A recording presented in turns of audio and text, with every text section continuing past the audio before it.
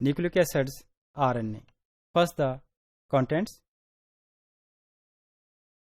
Chemical composition of RNA, structure of RNA, types of RNA and role of RNA in the cell. First, the chemical composition of RNA. Students, अगर हम RNA की बात करें तो RNA को it is abbreviation, full name इसका जो ribonucleic acids हैं. Ribonucleic acids are made up of 4 types of nucleotides.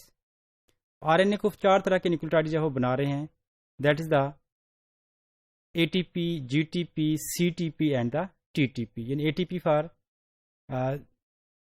ATP जो हमारे पास एडिनोसिन से निकला तो एडिनोसिन ट्राइफॉस्फेट, GTP से गुआनोसिन ट्राइफॉस्फेट, CTP से साइटिडीन ट्राइफॉस्फेट एंड UTP से यूरिडीन ट्राइफॉस्फेट्स.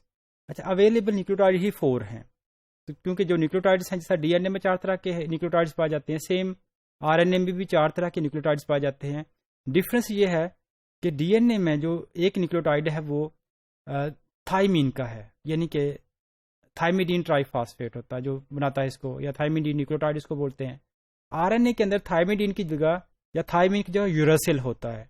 तो इसलिए आरएनए का जो न्यूक्लियोटाइड होगा वो थाइमिडीन नहीं है बल्कि यूरिडीन होगा. इसलिए डीएनए और आरएनए के सीक्वेंस को अगर कंपेयर करें, एक आरएनए का सीक्वेंस है, एक डीएनए का सीक्वेंस है. दोनों अगर बिल्कुल सेम है तो सिर्फ जहां टी आएगा डीएनए में वहां आरएनए में ए आएगा, सॉरी आरएनए के अंदर वो यू आएगा. तो दिस इज शोइंग कि जहां हमारे पास थाइमीन है उसकी जगह यूरासिल को अगर रिप्लेस कर दें तो हमारे पास आरएनए का मॉलिक्यूल बन जाता है. Structure of RNA.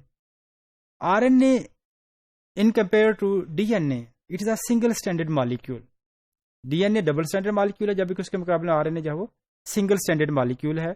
तो ये भी बेसिकली पॉलीन्यूक्लियोटाइड चेन है, यानी कि जो न्यूक्लियोटाइड्स हैं वो मिलकर एक लंबी चेन बनाते हैं जिसको हम पॉलीन्यूक्लियोटाइड चेन कहते हैं.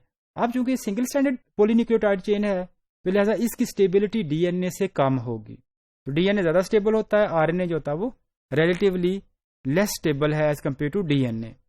इंटरेस्टिंगली अगर हम आरएनए को देखें तो आरएनए का मॉलिक्यूल ओरिजिनली सिंगल स्टैंडर्ड होता है, लेकिन आपने आपको स्टेबल करने के लिए खुद से ही जहां इसके डिफरेंट अपने दोनों कंप्लीमेंट्री बेसिस को आमने सामने लाकर एक डबल स्टैंडर्ड स्ट्रक्चर बनाता है.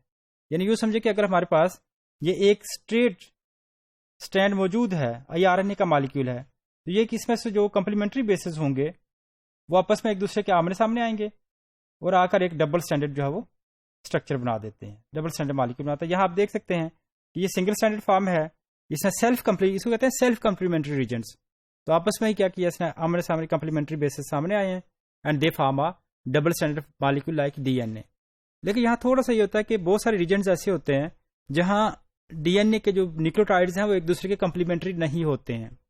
तो जहां डीएनए के न्यूक्लियोटाइड कंप्लीमेंट्री नहीं होते वहां एक लूप बनता है. जैसे यहाँ अगर आप इस पार्ट को देखें तो ये जो न्यूक्लियोटाइड्स हैं ये कंप्लीमेंट्री नहीं है, तो ये क्या करते हैं, एक लूप या एक दायरे की शक्ल जो है वो बना रहे हैं. तो इस तरह से आरएनए का जो मेन स्ट्रक्चर है वो लीनियर है, लेकिन जो सेकेंडरी इसका स्ट्रक्चर बनेगा वो क्या होगा कि इसके जब सेल्फ कंप्लीमेंटेशन होगा डबल स्टैंडर्ड फॉर्म में आ जाएगा.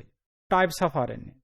सेल के अंदर 3 मेजर टाइप्स हैं आरएनए के. वैसे तो काफी ज्यादा हैं, वो आप अगले जैसे सेमेस्टर में जाएंगे you will study in detail about this one. लेकिन 3 बेसिक टाइप्स ऑफ आरएनए जो हमारे पास हैं, they are the ribosomal RNA, transfer RNA and the messenger RNA. Role in the cell. RNA molecules they play very important role in the cell. अगर हम इसमें simple देखें, जो 3 तरह के हमारे पास आरएनए मॉलिक्यूल्स हैं, that is the ribosomal RNA. Ribosomal RNA makes the ribosomes, और राइबोसोम्स आप सबको पता है कि ये बेसिकली प्रोटीन सिंथेसिस में इंपॉर्टेंट रोल प्ले करते हैं. इसी तरह से transfer RNA. Transfer RNA cell के अंदर से अमाइनो एसिड को पकड़ पड़कर राइबोसोम्स के पास लाएंगे और राइबोसोम फिर उन अमाइनो एसिड को जोड़कर एक प्रोटीन की चेन बना देता है, प्रोटीन मॉलिक्यूल बनाता है. तो इसका इट मीन्स कि ट्रांसफर आरएनए जो है they bring amino acids from cytoplasm to the ribosome for protein synthesis.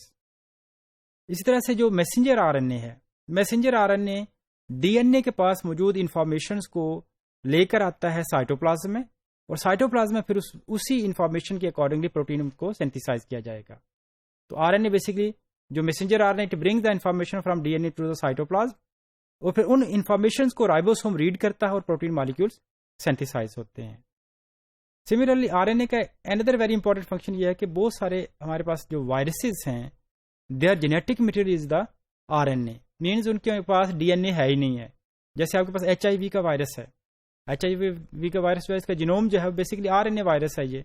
इस तरह से बहुत सारे और वायरस हैं जिनका जीनोम जो है वो आरएनए का बना होता है।